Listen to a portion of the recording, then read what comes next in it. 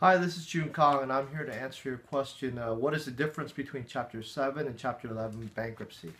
I'm an attorney practicing out here in California, and I've been a bankruptcy specialist for almost 20 years now. So before I give you an answer to that question, I need to give you a disclaimer that by providing an answer to this question, I'm not acting as your attorney, I'm not giving legal advice, I'm not representing you.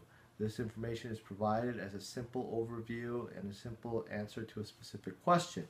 If you're considering filing bankruptcy, you should consult with an experienced bankruptcy attorney in your area who can go over and analyze your specific circumstances, answer your questions about your case, and advise you as to the best course of action for you. Now, to answer generally the question of what is the difference between a Chapter 7 and Chapter 11 bankruptcy, Chapter 7 is what most people consider just a straight bankruptcy. Chapter 7 debtors, it can be a business or an individual, and Chapter 7 is designed for a debtor, whether an individual or a business who has no assets, who has a lot of debts, who has little to no income, and needs to, if you're an individual, discharge those debts. If you're a business, to close your business and alleviate the debts that are existing at the time.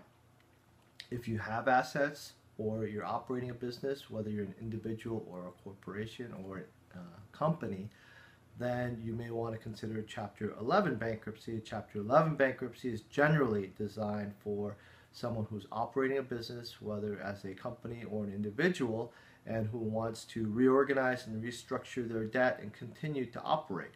Chapter 11 can also be used as a way to liquidate assets to pay creditors in an orderly fashion. But generally, Chapter 11 entails going through a process of restructuring or liquidating the business so that you can continue to operate or close and wind up your business in an orderly fashion. Chapter 7 is a lot more simple, straightforward, a short time frame for the case. Chapter 11 is more complicated, more involved, and takes a longer period, and is very costly with regard to legal fees and filing fees. I hope that answers your question. Again, my name is June Kong. I'm an attorney in California, and I've been practicing over 20 years.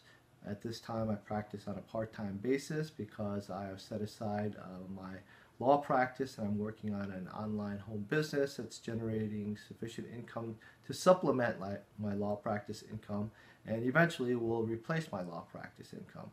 The reason why I looked into another way to produce income for my family is that I have young kids, and the time that it takes to practice law and generate income there is more than I want to spend. And by having an online income working from home, I'm able to supplement and eventually will replace that income.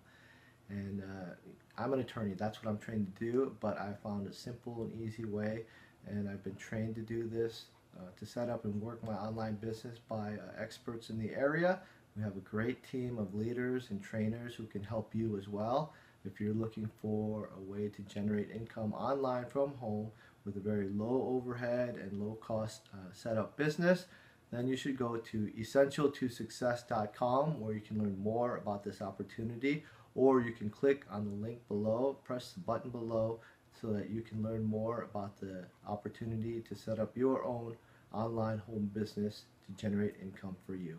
This is June Kong. Thank you for watching.